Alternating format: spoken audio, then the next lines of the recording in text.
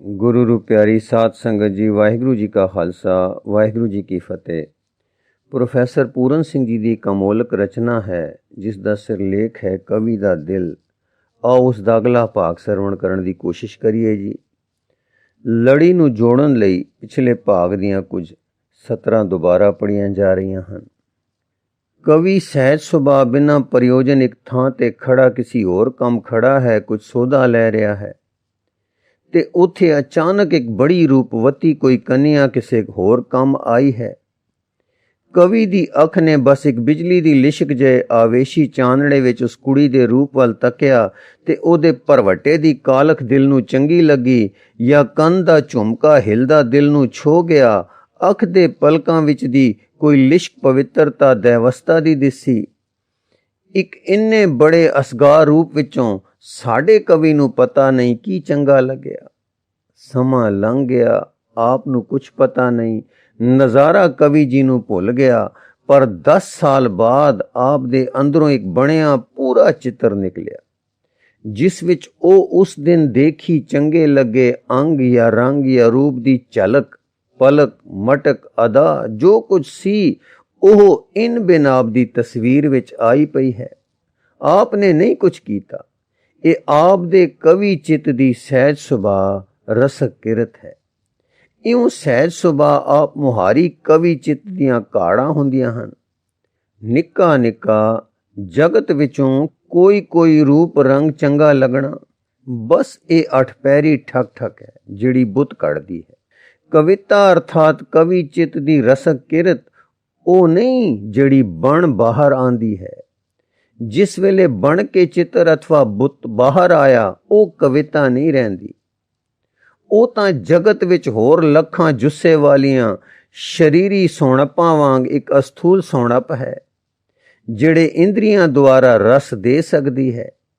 ਕਵਿਤਾ ਸ਼ੁੱਧ ਅੰਦਰ ਦਾ ਕੋਈ ਜੀਵਨ ਰੰਗ ਹੈ ਜਿਸ ਨੂੰ ਸਾਖੀ ਆਤਮਾ ਆਪਣੇ ਆਪ ਵਿੱਚ ਅਨੁਭਵ ਕਰਦਾ ਹੈ।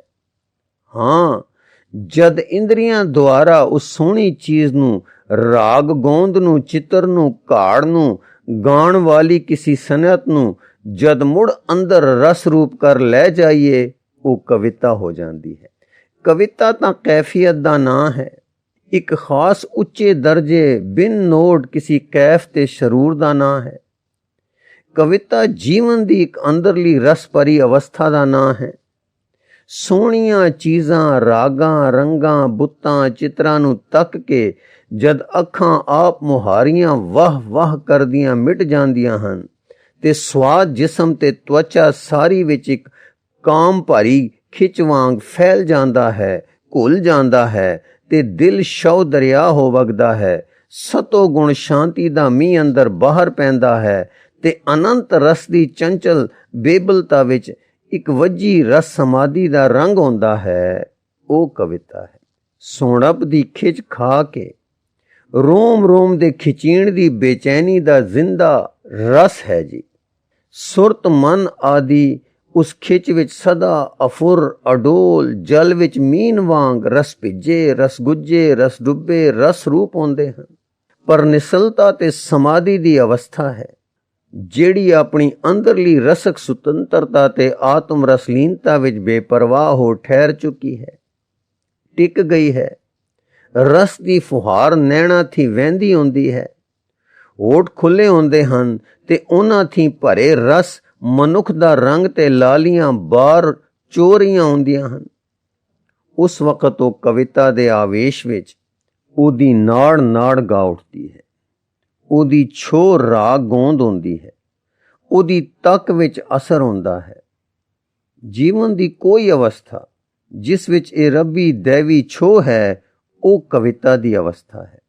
उस थी एठां भावें किन्ना ढोल ढमक्का होवे, कुछ होवे, कविता नहीं हो सकती।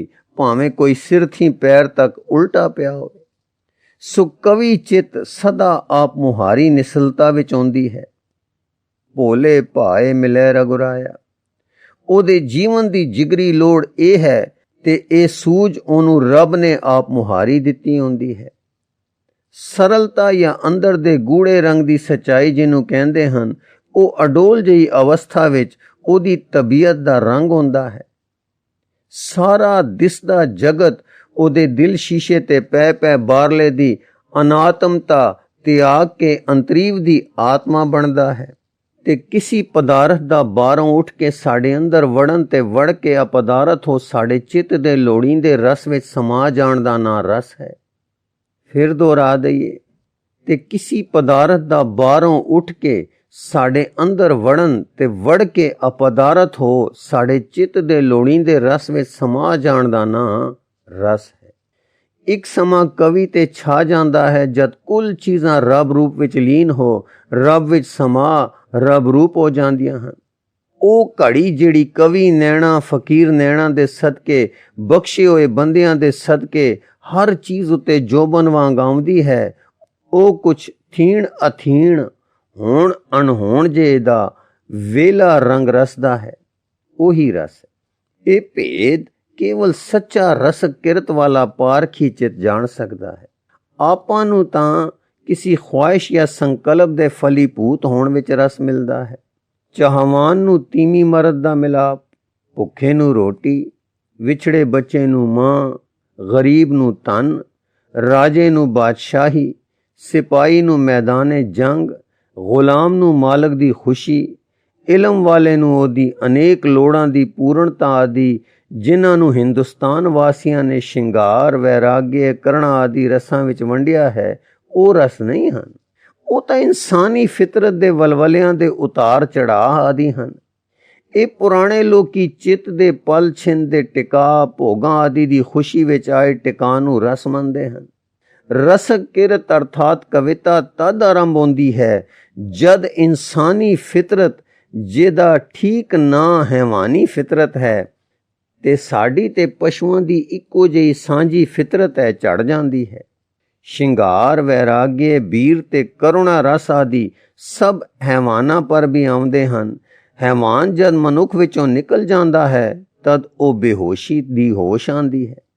ਤਦ ਉਹ ਤਬੀਅਤ ਦੀ ਸਫਾਈ, ਸਰਲਤਾ, ਆਪ ਮੁਹਾਰਤਾ, ਸਹਿਜ ਸੁਭਾਅ, ਨਿਸ਼ਲਤਾ, ਅਗਿਆਤ ਜਿਹੀ ਮਗਨਤਾ, ਜੀਂਦੀ ਮੌਤ ਵਰਗੀ ਅਠਪਹਿਰੀ ਬੇਸੁੱਧਤਾ ਜਿਹੀ ਵਾਲੀ ਜੀਵਨ ਉਚਾਈ ਪ੍ਰਾਪਤ ਹੁੰਦੀ ਹੈ, ਜਿਸ ਵਿੱਚ ਕਵੀ ਚਿੱਤ ਦਾ ਕਰਾਮਾਤੀ ਸਿਕੰਦਰੀ ਜਾਮੇ ਜਾਮ ਥੀ ਵਧ ਕਰਤਾਰੀ ਕਰਾਮਾਤ ਵਾਲਾ, ਕਾਦਰੀ ਤਾਕਤ ਵਾਲਾ, ਆਵੇਸ਼ ਗ੍ਰਹਿਣ ਕਰਨ ਵਾਲਾ, ਅਕਸੀ ਸ਼ੀਸ਼ੇ ਵਰਗਾ ਗੁਣ, ਸੋਣਬ ਦੇ ਪ੍ਰਕਾਸ਼ ਦੇ ਅਸਰਾਂ ਦਾ ਜਾਣੂ ਤੇ ਚੋਣੂ ਤੇ ਭੌਂ ਵਰਗਾ ਉਪਜਾਊ ਆਦਿ ਗੁਣਾਂ ਵਾਲਾ ਹੋ ਨਿਖਰਦਾ ਹੈ। ਇਸ ਆਲੀਸ਼ਾਨ ਉਚਾਈ ਵਾਲੀ ਕਵਿਤਾ ਅਰਥਾਤ ਸਾਧ ਬਚਨ, ਜਿਹੜਾ ਕਿ ਸਦਾ ਅਟਲਾਦਾ ਹੁੰਦਾ ਹੈ, ਬਾਣੀ ਹੁੰਦੀ ਹੈ। ਨਿਰੋਲ ਆਤਮਤਾ ਹੁੰਦੀ ਹੈ। ਇੱਥੇ ਤੇ ਅੱਗੇ ਸਹਾਇਕ ਹੁੰਦੀ ਹੈ। ਮੌਤ ਥੀ ਪਰੇ ਦੇਸ਼ ਦੀ ਉਹ ਜੀਵਨ ਸਵਾਸ ਦਾ ਅੰਦਰਲਾ ਗੀਤ ਹੈ। ਕਵਿਤਾ ਸਿਰਫ ਅੰਦਰ ਦੀ ਅਵਸਥਾ ਦਾ ਨਾਂ ਹੈ, ਜਿਸ ਵਿੱਚ ਧੁਰੀ ਬਾਣੀ ਆਪ ਮੁਹਾਰੀ ਰੋਮ ਰੋਮ ਵਿੱਚ ਪਰੋਈ ਬੋਲਦੀ ਹੈ। ਇਉਂ ਅਸੀਂ ਆਪਣੀ ਬੋਲੀ ਵਿੱਚ ਕੁਝ ਦੱਸ ਸਕਦੇ ਹਾਂ ਕਿ ਕਵਿਤਾ ਰੱਬੀ ਚਰਿੱਤਰ ਹੈ। ਇਹ ਰੱਬ ਹੋਣ ਦਾ ਇੱਕ ਸਵਾਦ ਹੈ, ਜਿਹੜਾ ਬੰਦੇ ਨੂੰ ਬੰਦਾ ਕਹਿ ਕੇ ਬੰਦੇ ਦੇ ਰੂਪ ਵਿੱਚ ਨਹੀਂ ਆ ਸਕਦਾ। ਕਵਿਤਾ ਲਿਖਣ ਜਾਂ ਗਾਉਣ ਵਾਲੀ ਚੀਜ਼ ਨਹੀਂ, ਆਵੇਸ਼ ਹੈ, ਜਿਹਨੂੰ ਕੁੱਲ ਰਸਿਕ ਕਿਰਤਾਂ ਗਾਉਂਦੀਆਂ ਹਨ, ਕੁੱਲ ਨਾਚ ਨੱਚਦੇ ਹਨ, ਕੁੱਲ ਜੀਵਨ ਦੇ ਸਿੱਟੇ ਸਿੱਧੇ ਉੱਚੇ ਹੋ ਟੋਲਦੇ ਹਨ। ਤੇ ਇਸ ਥੀ ਥੱਲੇ ਦੀ ਸਭ ਕਵਿਤਾ, ਜਿਸ ਵਿੱਚ ਕੁੱਲ ਦੁਨੀਆ ਦੇ ਕਵੀ ਚਿੱਤਰਕਾਰ ਆਦਿਕਾਂ ਦੀਆਂ ਕਰਨੀਆਂ ਹਨ, ਕਾਲੀਦਾਸ ਤੇ ਸ਼ੇਕਸਪੀਅਰ ਆਦਿ ਸਭ ਇੱਕ ਸਕੂਲ ਦੇ ਮੁੰਡੇ ਹਨ, ਜਿਹੜੇ ਆਪਣੇ ਇਸ ਯਤਨ ਵਿੱਚ ਹਨ ਕਿ ਕਿਸੇ ਤਰ੍ਹਾਂ ਕਵਿਤਾ ਦੇ ਰੱਬੀ ਰੰਗ ਨੂੰ ਪਹੁੰਚ ਸਕੀ। ਜਿਵੇਂ ਕਣਕ ਦਾ ਸਿੱਟਾ ਪ੍ਰਕਾਸ਼ ਨੂੰ ਤੱਕਣ ਦੀ ਤਾਂਘ ਵਿੱਚ ਸਿਰ ਉੱਚਾ ਕਰਦਾ ਹੈ, ਤਿਵੇਂ ਇਹ ਸਭ ਹੈਵਾਨ, ਇਨਸਾਨ, ਕਵੀ ਸੂਰਜ ਨੂੰ ਤੱਕਣ ਦੀ ਚਾਹ ਵਿੱਚ ਸਿਰ ਕੱਢ ਰਹੇ ਹਨ। ਪਰ ਜਿਸ ਅਰਥ ਵਿੱਚ ਕਵੀ ਚਿੱਤ ਦਾ ਅਸੀਂ ਜ਼ਿਕਰ ਕਰ ਰਹੇ ਹਾਂ, ਉਸ ਅਰਥ ਵਿੱਚ ਇਹ ਵੱਡੇ ਵੱਡੇ ਦੁਨੀਆ ਦੇ ਮੰਨੇ ਪਰਮੰਨੇ ਕਵੀ ਹੈਵਾਨੀ ਵਲਵਲਿਆਂ ਵਿੱਚ ਬਸ ਵੱਡੇ ਹਨ। ਇਹਨਾਂ ਦੀ ਅੰਤਰਯਾਮਤਾ ਬਸ ਹੈਵਾਨ ਰੂਪੀ ਕੀੜਿਆਂ ਦੇ ਦਿਲਾਂ ਤੱਕ ਹੈ। ਹੈਵਾਨ ਇਨਸਾਨੀ ਫਿਤਰਤ ਦੇ ਕਾਂਬਿਆਂ ਤੇ ਰੰਗ ਨੂੰ ਆਪਣੇ ਅੰਦਰ ਭਰ ਭਰ ਬਾਹਰ ਕੱਢਣਾ ਤੇ ਇਉਂ ਆਪਣੇ ਜੇ ਹੈਵਾਨਾਂ ਦੇ ਭਾਵਾਂ ਤੋਂ ਜਾਣੂ ਹੋਣਾ ਬਸ ਇਸ ਸੁਰਖਾਬ ਦਾ ਪਰ ਹੈ। ਇਹ ਲੋਕੀ ਆਪਣੀ ਪਗੜੀ ਵਿੱਚ ਲਗਾ ਸਮਝਦੇ ਹਨ ਕਿ ਇੱਕ ਸੀਮਾ ਹੋ ਗਈ। ਕੀ ਇਸ ਹੈਵਾਨ ਥੀ ਅਸੀਂ ਅੱਗ ਥੱਕ ਨਹੀਂ ਗਏ? ਕਿ ਅੱਜ ਤੱਕ ਦੀਆਂ ਕਰਤੂਤਾਂ ਇਹਦੇ ਇਤਿਹਾਸ ਵਿੱਚ ਸਾਰੀਆਂ ਫਾਸ਼ ਨਹੀਂ ਹੋ ਗਈਆਂ? ਕਿ ਇਹ ਨਿਰੀ ਮਿੱਟੀ ਦੀ ਟੋਕਰੀ ਤੇ ਨਿਰਾਪੁਰਾ ਹੈਵਾਨ ਥੀ ਵੱਧ ਹੋਰ ਕੁਛ ਬਿਨਾਂ ਵਾਹਿਗੁਰੂ ਦੇ ਬਖਸ਼ਿਸ਼ ਕਦੀ ਹੋ ਸਕਦਾ ਹੈ? ਅਸੀਂ ਤਾਂ ਇਸ ਹੈਵਾਨ ਨੂੰ ਧਰਤ ਉੱਤੇ ਛੱਡ ਕੇ ਜ਼ਰਾ ਉੱਤੇ ਹਵਾ ਵਿੱਚ ਚੜ੍ਹ ਕੇ ਦੇਵਤਾ ਮੰਡਲ ਦੇ ਅੰਦਰਲੇ ਦਿਲਾਂ ਦੀ ਖਬਰ ਲੋਚਦੇ ਹਾਂ। ਸਾਨੂੰ ਹੈਵਾਨ ਫਿਤਰਤ ਦੇ ਅੰਦਰ ਰੱਲੇ ਭੇਦਾਂ ਨੂੰ ਜਾਣਨ ਦੀ ਬਾਹਲੀ ਲੋੜ ਨਹੀਂ। ਆਦਮੀ ਦਾ ਪੜਨ ਦਾ ਸਭ ਤੋਂ ਵੱਡਾ ਵਿਸ਼ਾ ਜਿਹੜਾ ਕਿਹਾ ਜਾਂਦਾ ਹੈ ਆਦਮੀ ਹੈ। ਉਹ ਆਦਮੀ ਹੈਵਾਨ ਨਹੀਂ, ਉਹ ਆਪੇ ਦਿਓ ਬੰਦਾ ਹੈ। ਜੇ ਇਸ ਭੇਦ ਨੂੰ ਹੈਵਾਨ ਆਦਮੀ ਕਰਕੇ ਸਮਝਿਆ ਜਾਂਦਾ ਹੈ ਤਾਂ ਗਲਤ ਹੈ। ਉਹ ਰਸ ਆਦਮੀ ਹੈ, ਉਹ ਰੱਬ ਰੂਪ ਹੈ। ਸਭ ਤੋਂ ਵੱਡਾ ਵਿਸ਼ਾ ਸਾਡੇ ਪੜਨ ਯੋਗ ਰੱਬ ਹੈ। ਕਵਿਤਾ ਅਰਥਾਤ ਕਵੀ ਚਿੱਤ ਦੀ ਨਿਸ਼ਚਲ ਅਵਸਥਾ ਰੱਬ ਰੂਪ ਅੱਗੇ ਵਿਛਿਆ ਸ਼ੀਸ਼ਾ ਹੈ, ਜਿਸ ਉੱਪਰ ਇਸ ਹੈਵਾਨੀ ਦੁਨੀਆ ਵਿੱਚੋਂ ਨਿਰੇ ਤੇ ਨਿਰੋਲ ਰੱਬ ਕਿਣ ਕੇ ਨਿਖਾਰ ਕੇ ਅੰਦਰ ਲਏ ਜਾਂਦੇ ਹਨ। ਉਥੇ ਸਫਟਕ ਮਣੀ ਵਾਲੀ ਪਾਰਦਰਸ਼ਤਾ ਹੈ। ਸਥੂਲ ਮਾਇਆਵੀ ਜਗਤ ਦੀ ਮੈਲ ਉਥੇ ਰਹਿ ਨਹੀਂ ਸਕਦੀ। ਸੋਹਣਾ ਕਵੀ ਚਿੱਤ ਸ਼ੇਕਸਪੀਅਰ ਵਾਂਗੂ ਲੇਡੀ ਮੈਕਬਥਾਂ ਦੇ ਹੈਵਾਨੀਅਤ ਨਾਲ ਰਗੜ ਖਾਣ ਦੇ ਆਪਣੀ ਉਚਾਈ ਕਰਕੇ ਅਸਮਰੱਥ ਹੁੰਦਾ ਹੈ। ਕਵੀ ਚਿੱਤ ਉਸ ਗੰਧ ਵਿੱਚ ਜਾ ਕੇ ਬਦਬੂ ਨਾਲ ਮਰਨ ਤੱਕ ਪਹੁੰਚਦਾ ਹੈ। ਮੰਨਿਆ ਕਿ ਸ਼ੇਕਸਪੀਅਰ ਨੂੰ ਪੜ੍ਹ ਕੇ ਹੈਵਾਨੀ ਇਨਸਾਨ ਨਾਲ ਤੇ ਦੁਨੀਆ ਦੀਆਂ ਅਕਲਾਂ ਸ਼ਕਲਾਂ ਨਕਲਾਂ ਚੰਗਿਆਈਆਂ ਬੁਰਾਈਆਂ ਨਾਲ ਬੜੀ ਵਾਕਫੀ ਹੋ ਜਾਂਦੀ ਹੈ। ਪਰ ਅਸੀਂ ਤਾਂ ਦੁਨੀਆਦਾਰਾਂ ਦੀ ਹੈਵਾਨੀ ਅਕਲ ਤੇ ਹੈਵਾਨੀ ਕਰਤੂਤਾਂ ਖਿਆਲਾਂ ਵਲਵਲਿਆਂ ਥੀ ਅੱਕੇ ਹੋਏ ਅਸੀਂ ਇਹ ਇਲਮ ਨਹੀਂ ਲੋਚਦੇ ਜਿਹੜਾ ਸ਼ੇਕਸਪੀਅਰ ਆਦਿ ਸਾਨੂੰ ਮੱਲੋ ਮੱਲੀ ਵੀ ਸਾਡੇ ਅੰਦਰ ਵਾੜਦੇ ਹੋਣ। ਕਵੀ ਉਹ ਇਸ ਅੰਸ਼ ਵਿੱਚ ਕਹੇ ਜਾ ਸਕਦੇ ਹਨ ਕਿ ਜਿਸ ਤਰ੍ਹਾਂ ਕਵੀ ਦਾ ਚਿੱਤ ਰੱਬੀ ਵਲਵਲਿਆਂ ਤੇ ਝਾਵਲਿਆਂ ਨੂੰ ਆਪਣੇ ਅੰਦਰ ਸਿੰਜਰ ਸਿੰਜਰ ਨਵੀਂ ਤਰ੍ਹਾਂ ਮੁੜ ਉਹਨਾਂ ਬੀਆਂ ਦਾ ਉਪਜਾਊ ਹੁੰਦਾ ਹੈ। ਇਉਂ ਹੀ ਸ਼ੇਕਸਪੀਅਰ ਤੇ ਕਾਲੀਦਾਸ ਆਦਿ ਦਾ ਚਿੱਤ ਹੈਵਾਨ ਆਦਮੀ ਤੇ ਹੈਵਾਨ ਕੁਦਰਤ ਦੇ ਸਾਏ ਆਪਣੇ ਅੰਦਰ ਲੈ ਕੇ ਵੇਲੀਆਂ ਘਾੜਾਂ ਕਰ ਬਾਹਰ ਲੈ ਆਉਂਦੇ ਹਨ। ਇਹ ਕਵੀ ਦੁਨੀਆ ਦੀ ਇੱਕ ਨਈ ਪਰ ਆਪਣੇ ਚਿੱਤ ਉਪਜੀ ਦੁਨੀਆ ਦੀ ਤਸਵੀਰਾਂ ਖਿੱਚ ਖਿੱਚ ਸਾਹਮਣੇ ਰੱਖਦੇ ਹਨ। ਪਰ ਜਿਸ ਕਵੀ ਚਿੱਤ ਦਾ ਅਸੀਂ ਜ਼ਿਕਰ ਕਰਦੇ ਹਾਂ ਉਸ ਲਈ ਜਿਵੇਂ ਹੈਵਾਨ ਆਦਮੀ ਦੇ ਰੂਪ ਰੰਗ ਤੇ ਹੈਵਾਨ ਕੁਦਰਤ ਦੇ ਰੂਪ ਰੰਗ ਇੱਕ ਉਪਜਾਊ ਰਸਕ ਕਿਰਤ ਦੀ ਸਾਮਗਰੀ ਹਨ, ਤਿਵੇਂ ਹੀ ਇਹਨਾਂ ਕਵੀਆਂ ਦੇ ਚਲਿੱਤਰ ਵੀ ਰੂਪ ਰੰਗ ਆਦਿ ਲਾਏ ਮਾਇਆਵੀ ਸਮੱਗਰੀ ਹਨ।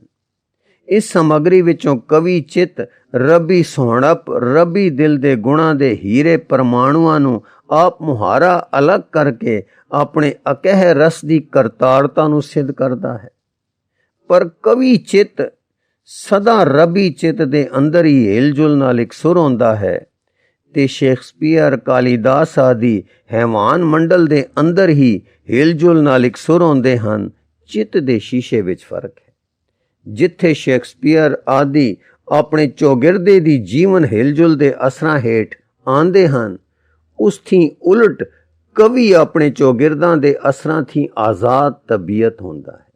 ਸੋਨੇ ਦੀ ਡਲੀ ਚਾਹੇ ਠੋਸ ਚਾਹੇ ਪਿਘਲੀ ਹੋਵੇ, ਚਾਹੇ ਚਿੱਕੜ ਵਿੱਚ ਹੋਵੇ, ਚਾਹੇ ਰਾਜ ਸਿੰਘਾਸਣਾ ਤੇ ਆਪਣੇ ਅੰਦਰ ਕਦੀ ਮੈਲ ਵੜਨ ਨਹੀਂ ਦਿੰਦੀ।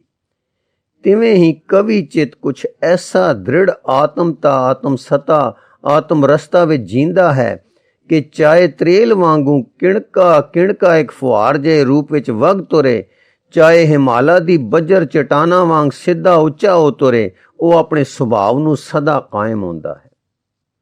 ਹਵਾ ਗਰਮੀ ਸਰਦੀ ਹੈਵਾਨੀ ਵਲਵਲਿਆਂ ਤੇ ਕਾਂਬਿਆਂ ਇੰਦਰੀਆਂ ਦੀ ਪ੍ਰਬਲ ਲੋੜਵੰਦੀਆਂ ਖਿੱਚਾਂ ਦੇ ਤੁਣਕੇ ਆਦਿ ਸਭ ਆਪਣੇ ਅਸਰ ਪਾਉਂਦੇ ਹਨ।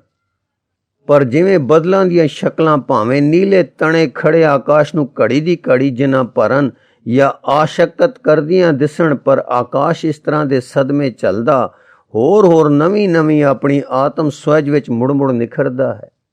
ਇਉਂ ਇਹ ਸਭ ਬਦਲ ਸ਼ਕਲਾਂ ਬਦਲ ਰੰਗ ਬਦਲਾਂ ਤੇ ਬਿਜਲੀਆਂ ਦੀ ਕਨਕੋਰ ਮੀਂਹਾਂ ਦੇ ਸ਼ੋਰ ਵਨ ਸਵੇਰ ਸ਼ਾਮ ਦੀਆਂ ਪਲ ਛਿਣ ਹੁੰਦੀਆਂ ਸੋਹਣਪਣਾ ਆਕਾਸ਼ ਦੇ ਗਹਿਣੇ ਬਣ ਜਾਂਦੇ ਹਨ। ਸ਼ਿੰਗਾਰ ਵੈਰਾਗੇ ਵੀਰ ਤੇ ਕਰੁਣਾ ਰਸ ਆਦਿ ਸਾਡੇ ਕਵੀ ਦੇ ਅਲੰਕਾਰਿਕ ਰੰਗ ਹਨ। ਗੁਰੂ ਰੂ ਪਿਆਰੀ ਸਾਧ ਸੰਗਤ ਜੀ, ਇਸ ਲਿਖਤ ਦਾ ਅਗਲਾ ਹਿਸਾਬ ਜੀ ਨੂੰ ਅੱਗੇ ਪੜ੍ਹ ਕੇ ਸਰਵਣ ਕਰਾਉਣ ਦੀ ਕੋਸ਼ਿਸ਼ ਕਰਾਂਗੇ ਜੀ। ਵਾਹਿਗੁਰੂ ਜੀ ਕਾ ਖਾਲਸਾ, ਵਾਹਿਗੁਰੂ ਜੀ ਕੀ ਫਤਿਹ।